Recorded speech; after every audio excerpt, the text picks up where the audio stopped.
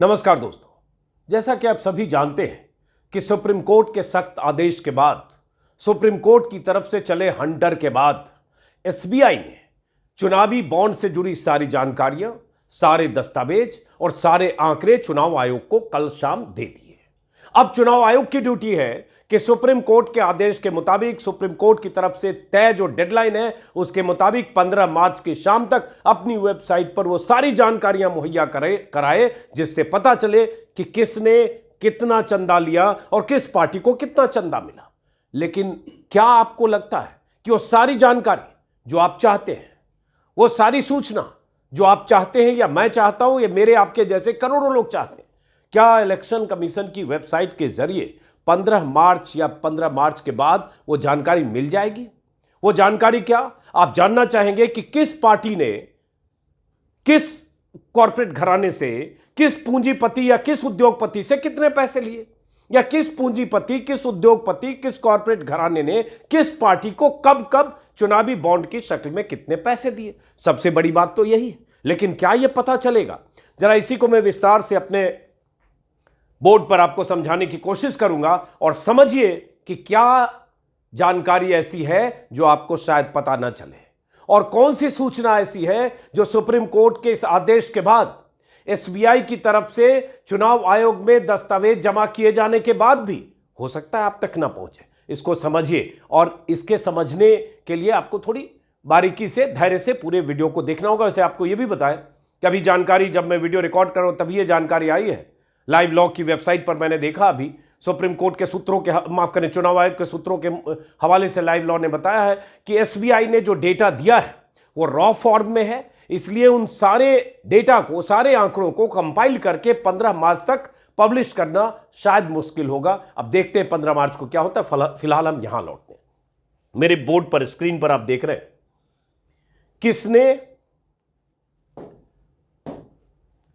किसने किसको कब कितना चंदा दिया, यह पता चलेगा क्या? यही तो सवाल है। अब इस सवाल का जवाब तलाशने की कोशिश करते हैं कि क्या नहीं पता चलेगा। एक ऊपर ऐसे आप जो प्रतीकात्मक तस्वीर है, स्केच है, जो भी कहे, कोई शख्स है देने वाला और कोई शख्स है लेने वाला, बीच में चंदा है एक पोटली में। और ऐसे ही पहले लेन देन होता था, अभी भी होता है। अभी भी कैश में और काइंड में बहुत तरह से लेन देन पार्टियों के बीच और चुनावी चंदे की शक्ल में या उपकृत करने के लिए या जैसे क्विड प्रो को के लिए, ये ऐसे भी लेन देन अभी भी ऐसे ही होता है। कैश में बहुत ज्यादा होता है। तो पहले खुले तौर पर बहुत ज्यादा, भले आपको ना पता चले, बट ऐसे ही होता। तो थैले में पैसे जाते थे। अब यह 2017-18 में यही कहा गया कि हम इलेक्टोरल बॉन्ड के जरिए जो काले धन की शक्ल में जो लेन देन है इसको खत्म करना चाहते हैं, इसलिए बॉन्ड इंट्रोड्यूस हुआ। अरुण जेटली की परिकल्पना थी और इससे काला धन खत्म हो जाएगा, पारदर्शिता आएगी और जो पैसा देगा वो बॉन्ड खरीदेगा, जो उद्योगपति, कारोबारी, और जिस पार्टी को देगा उसके पास जाएगा तो व्हाइट में पैसा जाएगा। चुनाव में जो अरबों रुपए का काला धन जाता है और जिसके बदले पार्टियां पता नहीं उस कॉर्पोरेट घराने के लिए क्या काम करती हैं, वो खत्म होगा, यही कहा गया। लेकिन अब जो फैसला आया है, हालांकि इतने साल में क्या होता रहा, जो चंदे आते रहे गोपनीय तौर पर पार्टियों को मिलते रहे और उसके बाद उसके बारे में दानदाता का पता ही नहीं चला कि किसने कब किसको दिया। अब जो सुप्रीम कोर्ट के फैसले के बाद हुआ, अब जैसे किसने पैसे दिए तो ये तो पता चल जाएगा। ये जो डेटा आएगा, इस डेटा से यह पता चलेगा, आंकड़े जब सार्वजनिक होंगे, कि किस किस कंपनी ने, किस किस कॉर्पोरेट घराने ने कितने कितने का बॉन्ड खरीदा। तो मतलब किसने बॉन्ड खरीदा यह पता चल जाएगा, किसको दिया, उसके बाद कब दिया और कितना दिया। ये 4 सवाल में मैंने इस वीडियो को बांटा है। तो अब मैं कह रहा हूं किसने दिया, मतलब खरीदा पार्टी ने, यह पता चल जाएगा। कब खरीदा यह भी शायद पता चल जाए कि फला कंपनी ने, गुजरात की फला कंपनी ने 100 करोड़ का बॉन्ड इस समय खरीदा, इस महीने में खरीदा, शायद पता चल जाए। कितने का खरीदा या कितना बॉन्ड खरीदा यह भी पता चल जाएगा। लेकिन असली कहानी यहां है किसने कब कितना किसको दिया, किसको पैसे दिए, क्या ये पता चलेगा? क्योंकि हमारी आपकी सबकी दिलचस्पी यही है कि ये पता चले। वो क्यों कह रहा हूं? अब जैसे मान लीजिए किसी कंपनी ने, मान लीजिए सूरत की कंपनी है, सूरत की कोई कंपनी है, सूरत की, मिटाते हैं इसको, दोबारा लिखते हैं। मान लीजिए सूरत की कंपनी है और ये सूरत की इस कंपनी ने 100 करोड़ के मान लीजिए बॉन्ड खरीदे। अब हमारी दिलचस्पी ये जानने में होगी, आपकी भी, और जब तक ये पता नहीं चलेगा तब तक इस बॉन्ड का जो खेल है ना बॉन्ड के पीछे, वो पूरी तरह से सामने नहीं आएगा। वो कह सकते हैं कि आज ही आधा ग्लास भरा है आधा खाली है, आधी सूचना आ गई तो हम तसल्ली कर सकते हैं, लेकिन जब तक पूरी सूचना ना आए या जब तक पूरी बात पता ना चले तब तक बहुत मायने इसके निकलेंगे नहीं। तो सूरत की कंपनी ने मान लीजिए 100 करोड़ के बॉन्ड खरीदे। अब हम आप तो ये जानना चाहेंगे ना कि सूरत की कंपनी ने खरीद के किसको दिए। तो अभी जो डेटा आ रहा है उससे आपको यह नहीं पता चलेगा कि सूरत की इस कंपनी ने जो 100 करोड़ के बॉन्ड खरीदे ये किसको दिए, किसमें, क्या ये बीजेपी को दिए, क्या ये कांग्रेस को दिए, क्या ये टीएमसी को दिए, या आपको दिए, किसी को भी दिए, ये नहीं पता चलेगा। पता क्या चलेगा? ये पता चल जाएगा कितने का खरीदा, तो ये 100 करोड़ का खरीदा, ये पता चल जाएगा। कब खरीदा ये भी पता चल सकता है। हम आप जानना चाह रहे हैं किसको। अब मोटे तौर पर इसको और ऐसे समझिए। अब जैसे ये आंकड़ा है, ये आंकड़ा इस फाइनेंशियल ईयर का नहीं है, 2023-24 का, उसके पहले का है। दैनिक भास्कर के हवाले से बताओ, और सारी वेबसाइट पर, सारे अखबार में ये डेटा छपा, इस पर हम लोग लगातार बहस कर रहे हैं।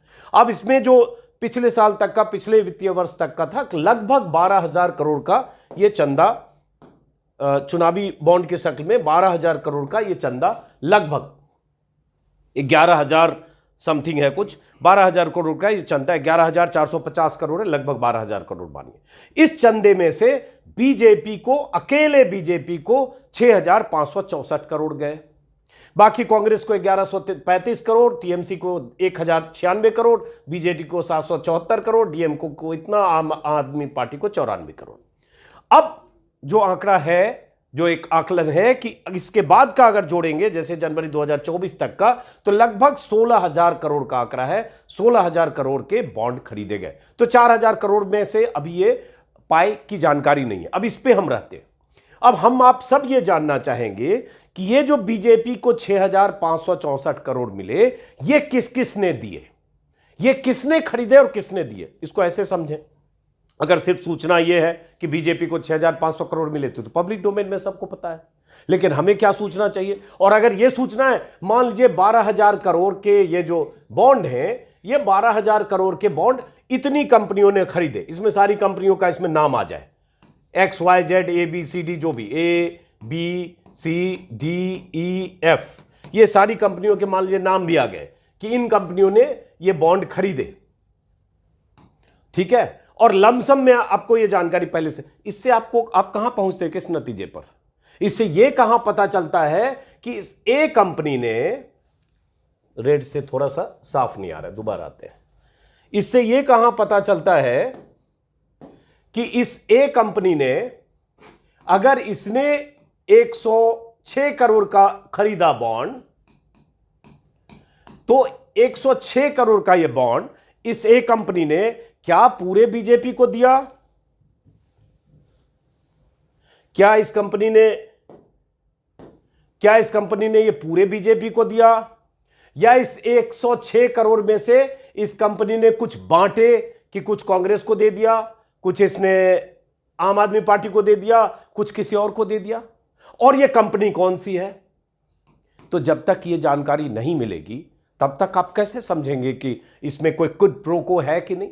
बीजेपी ने जिनसे चंदा लिया उनसे किसी तरह से फायदा पहुंचाया नहीं, क्योंकि देश में 10 साल से सरकार तो प्रधानमंत्री मोदी की है, 1 दर्जन से ज्यादा राज्यों में सरकार तो बीजेपी की है। तो ये पता कैसे चलेगा कि बीजेपी ने जिस कंपनी से, कॉर्पोरेट घराने से, शेल कंपनियों से, इसमें एक और पेज, शेल कंपनियों का पेज, कि कोई जरूरी नहीं है कि बीजेपी को जो ये 6,564 करोड़ का चंदा मिला, ये फिर बता रहा हूं, ये पिछले वित्तीय वर्ष तक का है, उसके बाद ये चंदा बढ़ा होगा इसमें 1,000-1,500 करोड़। अब ये तो पता चलना चाहिए ना कि ये किस किस कंपनी से दिया, ए ने दिया, बी ने दिया, सी ने दिया, डी ने दिया, ई ने दिया, एफ ने दिया, और ये ए बी सी डी ने कितना कितना दिया। तो क्या आपको इस जानने में दिलचस्पी नहीं है कि A B C D E F ये सब कौन है? और आप सिर्फ लमसम अगर जान जाते हैं कि इतनी कंपनी, तब तो आप कैसे पता करेंगे कि किस कंपनी ने दिया?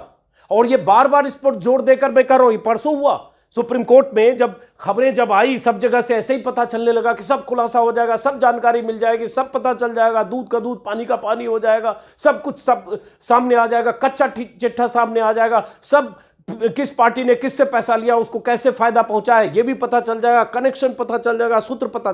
दरअसल यही तो लोचा है कि परसों जब हरीश साल्वे जो एसबीआई की तरफ से वकील थे, जब हरीश साल्वे जब कोर्ट में कह रहे थे कितनी जानकारियां हैं, 2 साइलों में है, 22-22 हजार का 2 सेट है, 44 एक जगह खरीदने वाले ने जो बॉन्ड खरीदा उसकी जानकारी, और एक जगह बेचा जो जिसने इनकैश किया, रिडीम किया, उसकी जानकारी, दोनों जानकारियों को मैच कराना पड़ेगा। इसके लिए हमें वक्त चाहिए होगा। और ये पहले एसबीआई ने, आपको पता होगा कि पहले एसबीआई को सुप्रीम कोर्ट ने कहा था कि 6 मार्च तक ये सब आप जानकारियां दो, और वेबसाइट पर उसके बाद 13 मार्च की तारीख मुकर्रर थी।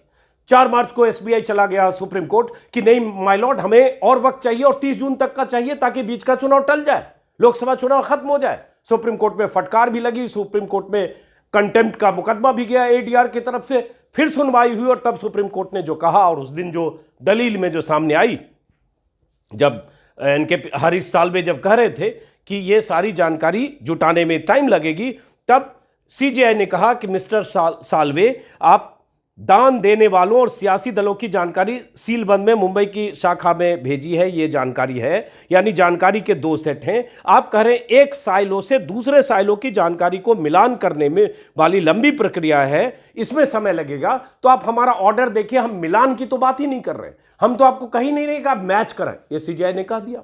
तो एसबीआई को तो जीवन दान मिल गया, अगर एक तरह से कहें। इसी पर तो पेच फंसा है, इसी पर तो पेच फंसा था कि दोनों साइलों में 2 सेट में जो जानकारियां थी, एक में बॉन्ड खरीदने वाले की जानकारी, एक में बॉन्ड को भुनाने वाले की जानकारी। दोनों जानकारियों को अगर मिलाएंगे नहीं, बिटवीन द लाइंस जो डॉट्स हैं, उस डॉट्स को कनेक्ट नहीं करेंगे, तब तक पूरी सूचना आएगी कैसे? लेकिन सुप्रीम कोर्ट ने कह दिया कि आप ये जानकारियां ही दे दीजिए, आप मिलाइए नहीं, मैच हम आपसे कराने नहीं करें। तो हम यही करें कि बिना मैच के कैसे जानेंगे? अब बिना मैच के ऐसे जानेंगे कि जैसे वही आंकड़े जो शुरू में मैंने बताया, फिर वापस आपको समझाने के लिए, और बहुत सारे लोगों को लगा इस पर आप इतनी बात करें, हमने परसों भी बहुत बात की थी और फिर से दोबारा इसी पर बात करूं। जैसे मैं जानने में इंटरेस्टेड हूँ, अब जैसे बहुत सारे शेल कंपनियों ने पैसे दिए होंगे, हो सकता है कोई बड़ी कंपनी, अडानी अंबानी का ही नाम लेते हैं, मान लो अडानी जी ने सोचा कि हम बीजेपी को, हाइपोथेटिकल बात करें कि हम इसमें बीजेपी को 1000 करोड़ मान लो अडानी जी ने दिया। कोई ज़रूरी नहीं है कि अडानी डायरेक्ट दें, कोई शेल कंपनी हो सकती है मॉरिशस के रूट से या कहीं से बनी हुई शेल कंपनी। भारत में बहुत सारे बड़े उद्योगपतियों की शेल कंपनी है। कोई शेल कंपनी है थीटा बीटा, मान लीजिए कोई थीटा नाम की शेल कंपनी है, और कोई बीटा नाम की शेल कंपनी है, और कोई गामा नाम की शेल कंपनी है, और ये तीनों शेल कंपनी के जो सूत्रधार हैं ये कोई बड़े कारोबारी हैं, बड़े कारोबारी या उद्योगपति जो भी माने। अब ये जो शेल कंपनियां हैं थीटा बीटा गामा, इन शेल कंपनियों ने, किसी ने 100 करोड़ का खरीदा बॉन्ड, किसी ने मान लीजिए 55 करोड़ का बॉन्ड खरीदा, और किसी ने मान लीजिए 120 करोड़ का बॉन्ड खरीदा। अब ये तीनों कंपनियों ने बॉन्ड खरीदा, मैं अभी हाइपोथेटिकल बात कर रहा हूं क्योंकि हमें भी ये सब समझना है। और इन कंपनियों ने बॉन्ड खरीदा इतना, और बॉन्ड खरीद के इन्होंने तय किया कि हमको ये बॉन्ड बीजेपी में, जो देश की सबसे बड़ी सत्ताधारी पार्टी है, जिसे सबसे अधिक पैसे मिले, हमें बीजेपी को देना है, जो पाई बीजेपी का आप इतना बड़ा देख भी रहे। तो अगर ये नाम आ भी गया, ये थीटा बीटा गामा, तो ये कैसे हम मिलाएंगे कि थीटा बीटा गामा के पीछे कौन पहलवान है, कौन बड़ा कारोबारी है? अडानी है, अंबानी है, गुजरात का कोई कारोबारी है, कोई और है, कैसे पता चलेगा? और जब तक ये पता नहीं चलेगा तो पता कैसे चलेगा कि कहीं ऐसा तो नहीं हो रहा था कि बीते 5, 6, 7 सालों में बहुत सारी एजेंसियां, जो केंद्रीय एजेंसियां हैं, जिन्होंने पीछा किया बड़े बड़े उद्योगपतियों के यहाँ या उनके, और कहीं घेर कर उनको यहां तक तो लेकर नहीं आए। कहीं इसलिए तो नहीं कि इस चंदा देने के पहले किसी के यहां रेड हुआ हो, छापा पड़ा हो, या चंदा देने के बाद उसको रेड से मुक्ति मिली हो। इसको लेकर न्यूज लॉन्ड्री ने एक खुलासा किया था, बहुत बड़ा खुलासा, कि 300-350 करोड़ इस तरह के ट्रांजैक्शन हुए। तो अब कहानी यही है जो मैंने शुरू में कहा, और इसलिए आप जितना भी खुश हो लें, ये जो किसको है ना, ये किसको, ये अभी नहीं पता चलने वाला है किसने किसको। ये जब तक नहीं पता चलेगा कि किसने किसको दिया, समझ रहे हैं आप, तब तक ये पूरी तरह से जीत उन लोगों की नहीं है जो ये लड़ाई लड़ रहे थे बीते कई सालों से, चाहे एडीआर हो, चाहे लोकेश बत्रा जैसे लोग हो, चाहे आरटीआई के एक्टिविस्ट हो, चाहे बहुत सारे जर्नलिस्ट हो जिन्होंने इस पर लगातार काम किया, पूनम अग्रवाल, नितिन सेठी, बहुत सारे लोगों ने बहुत शानदार काम किया पिछले 5 साल में, बहुत इन्वेस्टिगेटिव स्टोरी की 6 साल में, जिससे पता चले कि बॉन्ड में कितना गड़बड़ झाला है, और इस बॉन्ड में गुप्त तौर पर एक तरह से रिश्वत लेने की ही कोशिश है। और यह ना होता तो कोई वजह नहीं थी कि सुप्रीम कोर्ट ने कहा कि अभिव्यक्ति की आजादी के खिलाफ है, यह अनकॉन्स्टिट्यूशनल है, यह असंवैधानिक है, यह काला धन को रोकने के लिए नहीं, इससे काला धन बढ़ेगा और यह बिल्कुल गलत है। और यह कहकर सुप्रीम कोर्ट ने बंद कर दिया, बंद करो यह बॉन्ड और सूचना सार्वजनिक करो, लेकिन बंद करो यह बॉन्ड, सूचना सार्वजनिक करो, ठीक है, लेकिन पूरी सूचना। तो हम ये चाहेंगे कि क्या पूरी सूचना आप जानना नहीं चाहेंगे? अब जैसे ये अमर उजाला के हवाले से है, अब अगर चुनावी बॉन्ड में ये हिस्सेदारी बीजेपी की अगर इतनी है कि 54% जो बॉन्ड से जो पैसे आए उसमें 54% अकेले बीजेपी को गया, वैसे ही अगर कांग्रेस को देखें तो 9% लगभग, और उसके बाद टीएमसी रीजनल पार्टी है लेकिन टीएमसी को भी लगभग कांग्रेस के बराबर पैसे मिले, कांग्रेस को 1113 करोड़ और टीएमसी को 1092 करोड़। बार बार बोल रहा हूं, यह डेटा तब का है पिछले फाइनेंशियल ईयर का, इसमें 4000 करोड़ और बढ़ा होगा और यह रेशियो और बढ़ा होगा। यह डेटा पहले का है, इसको अब समझ लीजिए। अब यह है जो अगर आप आंकड़ों को ऐसे देखेंगे, हालांकि मैं इस पर आने से पहले मैं चाहता हूं, पूनम अग्रवाल एक जर्नलिस्ट है, कल भी मैंने अपने वीडियो में पूनम का आपको एक वीडियो दिखाया था, उनसे बात भी की थी कि पूनम अग्रवाल ने कैसे 2018 में जब ये बॉन्ड की शुरुआत हो रही थी तो पूनम ने एक पत्रकार के तौर पर, एक सिटीजन के तौर पर, पूनम ने हजार के 2 बॉन्ड खरीदे थे, और क्या खुलासा करने के लिए खरीदे थे, क्या तहकीकात के लिए। आपको पता होगा वैसे कि ये बॉन्ड जो है 5 तरह से मिलते हैं, मतलब अब तो बंद ही हो गया। 1000 का बॉन्ड मिलता है, उसके बाद 10,000 का है, 1 लाख का है, 1 लाख का है, 1 करोड़ का, अब लिखने में कहीं जीरो गड़बड़ ना हो जाए, 1 करोड़ का है, 10 लाख का है, 1 करोड़ का, ऐसे 5 डिनोमिनेशन में ये नोट मिलते हैं। खैर, तो पूनम ने क्या इन्वेस्टिगेट किया, जरा मैं चाहता हूं वो सुने, और उसके बाद फिर हम आगे इस पर कुछ बात करते हैं। जरा सुनिए इसको, मेरे कल के वीडियो में है लेकिन फिर से सुनिए। ये बॉन्ड 1000 रुपए में मैंने ये खरीदा था, और दूसरा बॉन्ड भी 1000 रुपए में खरीदा था। अब आप सोचेंगे मैंने 2 बॉन्ड क्यों खरीदा?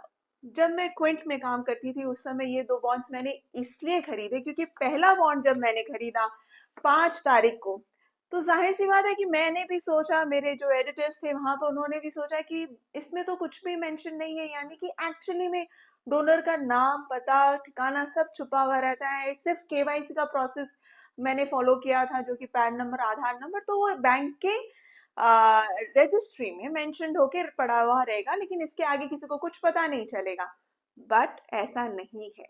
तो जब ये बॉन्ड लेकर आई तो ऑफ कोर्स डिस्कशन हुआ मेरे एडिटर के साथ कि क्यों ना हम इसका एक फोरेंसिक टेस्ट कराएं, पता तो करें कि आखिर ये पेपर क्या प्लेन शीट ऑफ पेपर है या इसमें किसी और तरह का वाटरमार्क या कुछ और भी है। तो इसका एक फोरेंसिक टेस्ट हमने फिर करवाया, वो भी उस फोरेंसिक टेस्ट का भी मेरे पास रिपोर्ट है, उसके बेसिस पे मैंने क्विंट में ही रिपोर्टिंग की थी। ये है उसका जो फोरेंसिक टेस्ट का रिपोर्ट है। इस रिपोर्ट में ये आप देख सकते हैं काफी पन्नों का। इस रिपोर्ट में उन्होंने क्लियरली मेंशन किया कि अल्ट्रावायलेट रे के नीचे अगर आप बॉन्ड को देखें तो उसमें छुपा हुआ नंबर है। इस नंबर को आप दिन की रोशनी में नहीं देख सकते। ये नंबर आप यहाँ पर देख रहे हैं, कहीं कुछ दिखाई नहीं दे रहा होगा आपको, बट ये जब आप अल्ट्रा वायलेट रे में देखेंगे तो ये दिखेगा। इसके अलावा उन्होंने ये भी कहा कि और भी बहुत सारे वाटरमार्क हैं इसके अंदर, सिर्फ ये नहीं है, लेकिन सीरियल नंबर इस तरह के वाटरमार्क देख सकते हैं इसमें मेंशन है, जो कि वो आपको ऐसे रोशनी में नहीं दिखाई देगा, लेकिन ये जो सीरियल नंबर है वो आपको अल्ट्रा वायलेट रे में दिखेगा। अब मैं आपको दिखाती हूँ कि ये बॉन्ड में जो नंबर है वो कहाँ पर है। ये सीरियल नंबर, ये है मेरे पास एक अल्ट्रा वायलेट रे वाला टॉर्च जो कि आपको Amazon पे मिल जाएगा आसानी से। और ये रहा बॉन्ड, ये बॉन्ड मैंने 5 तारीख को खरीदा। तो ये जो नंबर है यहाँ पर छुपा हुआ है, अगर आप देख सकते हैं, मैं थोड़ा और नजदीक में लाकर आपको दिखाने की कोशिश करती हूँ। ये देखिए यहाँ पर ये नंबर 012101। तो ये बॉन्ड जो मैंने खरीदा था 5 तारीख को, उसमें ये नंबर आपका मेंशन है। तो ये नंबर आप देख रहे हैं अल्ट्रा वायलेट रे में दिख रहा है, लेकिन ऐसे आप देखिए ये नंबर कहीं भी नहीं दिखेगा, किसी हाल में नहीं दिखेगा। लेकिन रे के अल्ट्रा वायलेट रे में आपको बकायदा ये नंबर आसानी से दिख जाएगा। तो जैसे ही मैंने ये बॉन्ड का ये नंबर ये खरीदा, तो जाहिर सी बात है कि फिर उसके बाद और भी क्वेश्चन उठे कि आखिर ये नंबर जब एक में मेंशन्ड है तो कैसे हमें पता चले कि ये यूनिक नंबर है और ये नंबर सेम नंबर नहीं है, यूनिक है, क्योंकि अगर अलग अलग है तभी इसका मतलब है, नहीं तो ये किसी तरह का एक सीरियल नंबर भी हो सकता है। तो उसके कारण मैंने दूसरा बॉन्ड खरीदा 9 तारीख को। अब ये प्रूफ करना तो जरूरी है कि ये यूनिक नंबर है। तो जब मैंने दूसरा बॉन्ड खरीदा तो वो भी आप देख सकते हैं, इसमें अल्ट्रा वायलेट रे में ये दूसरा नंबर यहाँ पर दिख रहा है।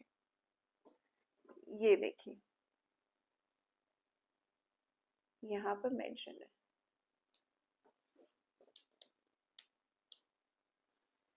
यहाँ ये देख सकते हैं आप, ये दूसरा नंबर यहाँ पर मेंशन है 012102।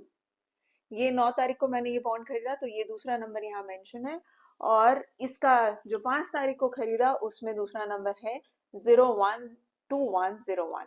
तो ये सीरियल नंबर एक है 01, एक है 02। तो ये प्रूव हो गया कि इसमें एक छुपा हुआ नंबर है जो कि हिडन है और इसकी जानकारी पब्लिक को नहीं थी। ये बॉन्ड 1000 रुपए।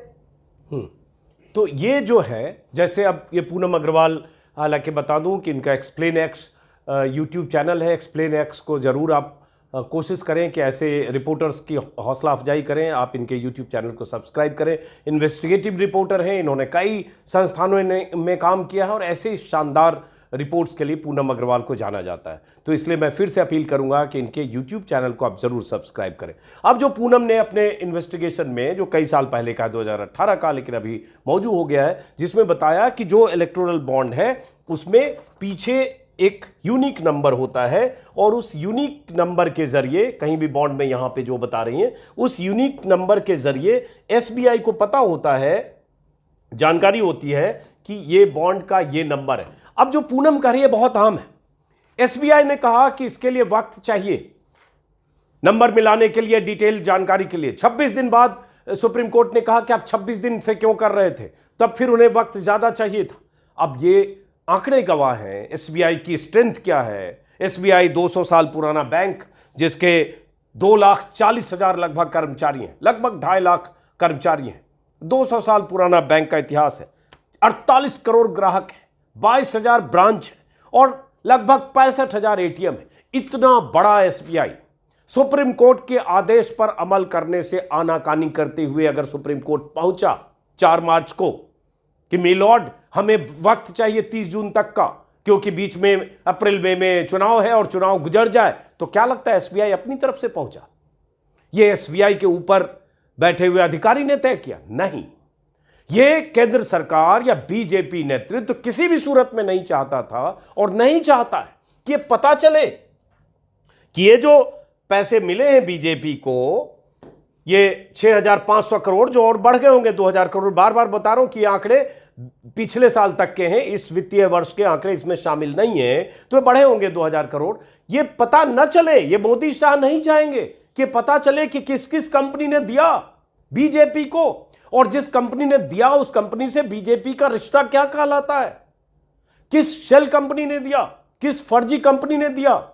जिस कंपनी ने दिया उस कंपनी ने कोई फायदा लिया या नहीं? उन कंपनियों के मुताबिक उनके फायदे के लिए उनके सेक्टर में, जिस तरह के धंधे में किसी तरह से सरकार के किसी मंत्रालय ने उनके हितों के लिए कोई फायदा पहुंचाया या नहीं, ये कैसे पता चलेगा? और जिन कंपनियों ने दिया उनका इंटरेस्ट बीजेपी में क्या था, क्यों था, ये कैसे पता चलेगा? और जिन कंपनियों ने दिया उनके खिलाफ सरकार की किसी एजेंसियों ने कोई कार्रवाई की या नहीं की? ऐसा तो नहीं कि किसी कंपनी के खिलाफ 16, 17, 18 में इनकम टैक्स या ईडी या सीबीआई कार्रवाई कर रही थी और उसने बॉन्ड से 100, 200, 400 करोड़ दे दिए और उसके बाद वो मुक्त हो गई, वो कंपनी फ्री हो गई, जैसे नेता फ्री होकर वॉशिंग मशीन से निकल रहे हैं। जिन नेताओं के पीछे ईडी और सीबीआई इनकम टैक्स पड़ा होता है, जेल जाने की नौबत पर होते हैं, जेल के चौखट पर होते हैं, और अचानक वो बीजेपी का दामन थाम लेते हैं और उसके बाद सारे पिछले पाप धुल जाते हैं। अभी तापस रॉय का हुआ, 3-4 नेताओं के तो अभी हुए 10 दिन के भीतर। तो कहीं ऐसा खेल यहां भी तो नहीं हो रहा है? पैसे देने के नाम पर, पैसे लेने के नाम पर, गोपनीय चंदे के नाम पर, लेकिन ये नहीं पता चलेगा। अब बात आती है जो पूनम ने कहा, अगर यूनिक आईडी है कोई, मान लो 05123 मान लो ये लिखा हुआ एक बॉन्ड पर, जो ये ए है जिसने ये बॉन्ड खरीदा, खरीदने वाले का है, ठीक है, ये खरीदने वाले को मान लें, यहां खरीदने वाला। अब ये बॉन्ड मान लो बी को दिया, बी कोई पार्टी है, मान लो अभी फिलहाल बीजेपी मानते हैं सबसे बड़ी पार्टी, सबसे अधिक माल तो बीजेपी के खाते में गया है। अब बी ने ये बॉन्ड इनकैश किया, तो बी ने जो इनकैश किया होगा तो कहीं तो बैलेंस शीट में, जो एसबीआई के डेटा में, जो बहुत आसानी से मेंशन होगा कि 05125 नाम का बॉन्ड, ये बॉन्ड बीजेपी ने भुनाया। ये क्यों नहीं होगा? डिजिटल इंडिया है, डिजिटल का जमाना है। आप अगर जाते हैं बैंक में, अगर एक चेक किसी को भेजिए, सेल्फ लिखकर किसी को चेक बैंक में इनकैश करने के लिए, तो आपका सिग्नेचर मिलाया जाएगा, चेकबुक नंबर मिलाया जाएगा कि जो चेक लेकर गया है वो चेक नंबर वही है कि नहीं जो चेकबुक आपको बैंक से इशू हुआ। कहीं तो ऐसा तो नहीं कि आपने कहीं चेकबुक, फर्जी चेकबुक लेकर, फर्जी चेक लेकर पहुंच गए। बिना मिलाए आपको पैसे नहीं मिलते, ये बैंकिंग सिस्टम है। और यहां करोड़ों का काम हो रहा है, करोड़ों का, बल्कि हजारों करोड़ का, और कोई डेटा नहीं है। वो डेटा के मिलान में इतना टाइम चाहिए। अगर 2 साइलों में है 22-22 हजार करोड़ के, 22-22 हजार के साइलों में, तो उसको मिलाने में कितना टाइम लगे? 2 दिन 4 दिन। बहुत सारे लोगों से मैं बात कर रहा हूं, लगातार लोगों से, जो बैंकिंग एक्सपर्ट हैं, जो लीगल एक्सपर्ट हैं, जो सीए हैं, वो भी कह रहे हैं कि इसमें एसबीआई ने जो इतना वक्त मांगा इसकी कोई जरूरत नहीं थी, ये बहुत कम वक्त का काम था, 2 दिन 4 दिन 6 दिन का काम था अगर डेटा मिलाना था तो भी। और बैंक के पास सारी सूचना उसी शक्ल में है जो मैंने कहा, यूनिक आईडी। बैंक के पास लिखा है कि किस डेटा में, किस बॉन्ड पे क्या नंबर है। ये ए और ये बी, इस दोनों के बीच में जो कनेक्शन है बैंक के पास है। लेकिन बैंक ये देना नहीं चाहता था, इसलिए बैंक सुप्रीम कोर्ट में आनाकानी कर रहा था, और सुप्रीम कोर्ट ने एक तरह से जो आदेश दे दिया कि आप मैच मत कराइए, हमने तो कहा आप जमा कर दीजिए। बस कहानी यहीं पर है। लेकिन अब बहुत सारे रिपोर्टर की ड्यूटी बढ़ेगी। मैंने पूनम से भी पूछा और लोगों से कि अब ये कैसे पता चलेगा अगर ये डेटा पब्लिक डोमेन में आ भी गया तो, कि किसने किसको दिया, कैसे पता चलेगा? तो ये बहुत आसान नहीं है, क्योंकि अंदाजा नहीं लगा सकते। अंदाजा इसलिए नहीं लगा सकते, जैसे आप देखो, ये जो है, ये भी एक आंकड़ा है आज टाइम्स ऑफ इंडिया के हवाले से, कि ये जो कुल चंदा मिला बीजेपी को 12,000 करोड़, उसमें इलेक्टोरल बॉन्ड से 6,500 करोड़, 64% चंदा बीजेपी को बॉन्ड से मिला। कांग्रेस को 3,000 करोड़ मिला, उसमें 36% मिला। और ये बीजेपी को चंदा मिलने का ये देखिए, ये 2019-20 में बीजेपी को 2555 करोड़ मिले हैं। 2019 में चुनाव का समय था, 2019, सोच लीजिए, पीक। इतना पैसा बीजेपी को बॉन्ड की शक्ल में यहां मिला है, जब दूसरी पार्टियों को इतने पैसे मिल रहे थे। ये पीक था। और ये भी फिर 22-23 में बीजेपी को यहां 1294 करोड़ मिले। ये फिर पीक की तरफ है, चुनाव के नजदीक जा रहे हैं। और अभी 2024 का चुनाव है, उसके पहले सुप्रीम कोर्ट का यह हंटर चल गया है, बॉन्ड बंद कर दिया गया। 15 दिन में जो इनकैश होना था वो सब पर भी पाबंदी लग गई। अब सवाल ये उठता है कि ये जो 2024 के पहले, जो 2023-24 फाइनेंशियल ईयर में जो आंकड़े हैं कि लगभग 4,000 करोड़ ज्यादा मिले, 12,000 से 16,000 का आंकड़ा हुआ, 4-4,500 करोड़। अब ये जानकारी नहीं कि उस 4-4,500 करोड़ में बीजेपी को कितना मिला। जाहिर है पिछला रेशियो देखेंगे तो 50-60% अकेले बीजेपी को मिला होगा। तो ये जितने लोगों से मेरी बात हो रही है सबका ये मानना है कि बहुत मुश्किल नहीं है, डेटा मिलान करना एसबीआई के लिए बहुत मुश्किल नहीं है, बशर्ते कि एसबीआई चाहता। और एसबीआई ऐसा नहीं चाहता क्योंकि ऊपर जो बॉस बैठे हैं वो बॉस ऐसा नहीं चाहते। वो नहीं चाहते कि उनका मुंह काला हो, वो नहीं चाहते कि ये सारी जानकारियां सामने आए, क्योंकि इसमें बहुत सारी शेल कंपनियां भी बहुत सारी इसमें आएगी। अब एक बात है, बहुत सारे लोग कह रहे हैं कि अगर विपक्षी पार्टियां, अगर ये पार्टियां ईमानदार हैं, ईमानदार मतलब देखो चुनाव में सब पैसे लेता है और पैसे से ही, चंदे से चुनाव लड़ा जाता है, और जहां चंदाखोरी है, चंदे के पैसे से लड़ा जाए चुनाव, और जहां जो चुनाव आयोग ने जो तय की है रकम चुनाव लड़ने की, उससे कई गुना, 10 गुना, 20 गुना, 100 गुना खर्चे हो, 1-1 करोड़ में रैलियां हो रही हैं, मोदी जी की भी रैलियां अभी होंगी और हो रही हैं, तो ये करोड़ों रुपए कोई इस तरह से व्हाइट मनी नहीं होता, उसमें ब्लैक का बहुत मेजर रोल है, इसमें कोई शक नहीं। तो हर पार्टी चंदे लेती है और ब्लैक में भी लेती है, इसलिए शुरू में थैली मैंने आपको दिखाई थी। लेकिन अगर सब पार्टी वाकई इसको लेकर कंसर्न है कि चुनावी चंदा इलेक्टोरल बॉन्ड से बीजेपी ने बहुत ज्यादा लिया और बीजेपी ने उसके बदले कोई काम किया, बीजेपी सरकार ने कुछ किया, या कोई रिश्ता ऐसा था जिसमें कुछ छिपी हुई बातें, तो फिर इन पार्टियों का, विपक्षी दलों की ड्यूटी है, कांग्रेस चाहे तो ये कैसे पता चल सकता है? अब कांग्रेस अगर कहे कि ये जो 1115 करोड़ हमें मिला, 1135 करोड़, हम बता देंगे पूरी लिस्ट कि हमें किस किस पार्टी से मिला। अगर ये टीएमसी चाहे कि ये अपना सार्वजनिक करे, अगर ये पार्टियां सार्वजनिक कुछ करे, तो शायद कोई रास्ता बन सकता है कि फिर लोग अंदाजा लगा सकते हैं कैसे, चलो इन सब ने तो कुछ सार्वजनिक किया, अब ये 6564 करोड़ जो बचे हुए हैं 12,000 करोड़ में से, बार बार बोलो 12,000 करोड़ है, अब वो सारे 16,000 करोड़ हो गए, तो शायद कुछ रास्ता बने, लेकिन मुश्किल है। तो आप समझ लो कि आप जो जानना चाहते हैं वो आपको नहीं पता चलेगा। हाँ, इतना खुश हो सकते हैं कि चलो एक आंकड़ा तो आया, इन कंपनियों ने दिया, इन कंपनियों ने खरीदा, ये तो पता चला, लेकिन किसने लिया ये पता नहीं चलेगा। इसको हम समझने की और कोशिश करेंगे। एक नितिन सेठी हैं जो रिपोर्टर्स कलेक्टिव के सीनियर जर्नलिस्ट हैं, उन्होंने बहुत खुलासे किए। अगले वीडियो में मैं नितिन सेठी से इस पर बात करूंगा, ताकि इस चुनावी बॉन्ड के स्कैम से जुड़े जो किस्से हैं, जुड़े जो बाकी पहलू हैं, उसके बारे में भी आपको कुछ जानकारी मिले। फिलहाल इस वीडियो को यहीं खत्म करते हैं, फिर मुलाकात होगी और हम सब इंतजार करेंगे कि क्या 15 मार्च को वाकई डेटा आता है या चुनाव आयोग कुछ और वक्त लेता है। फिलहाल नमस्कार।